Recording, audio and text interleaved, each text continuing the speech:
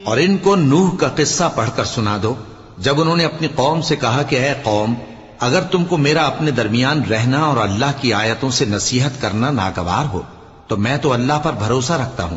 تم اپنے شریکوں کے ساتھ مل کر ایک کام جو میرے بارے میں کرنا چاہو مقرر کر لو، اور وہ تمہاری تمام جماعت کو معلوم ہو جائے اور کسی سے پوشیدہ نہ رہے، پھر وہ کام میرے خلاف کر گزرو اور مجھے مہلت نہ دو۔ اب اگر تم نے منہ پھیر لیا تو تم جانتے ہو کہ میں نے تم سے کچھ معاوضہ نہیں مانگا،